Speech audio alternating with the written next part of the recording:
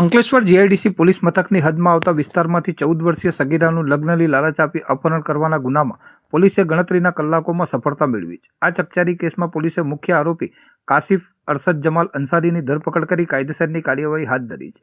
બનાવની વિગત એવી છે કે જીઆઈડીસીની એક કોલોનીમાં રહેતા એક પરિવારની 14 વર્ષ 2 માસ અને 26 દિવસની સગીર દીકરી ગત તારીખ 24/1/2026ની મધ્યરાત્રિથી તારીખ 25/1/2026ની વહેલી સવારના સમયગાળા દરમિયાન પોતાના ઘરેથી ભેદી સંજોગોમાં ગુમ થઈ હતી. પરિવાર દ્વારા તપાસ કરતા જાણવા મળ્યું હતું કે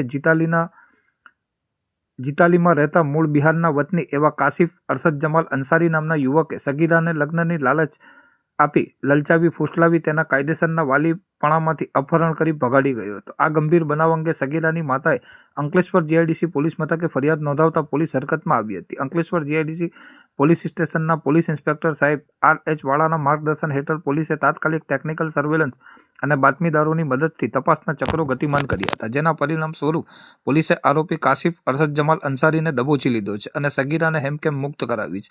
પોલીસે આરોપી વિરુદ્ધ ભારતીય ન્યાય સંહિતા BNSની કલમ 137(2) અને 87 તેમજ પોક્સો એક્ટની કડક જોગવાઈઓ હેઠળ ગુનો નોંધી જેલના સળિયા પાછળ ધકેલી દીધો છે. કાયદાકીય મર્યાદા મુજબ ભોગ બનનાર સગીરાની ઓળખ ગુપ્ત રાખી પોલીસ દ્વારા આગળની કાયદેસરની તપાસ ચલાવવામાં આવી રહી છે.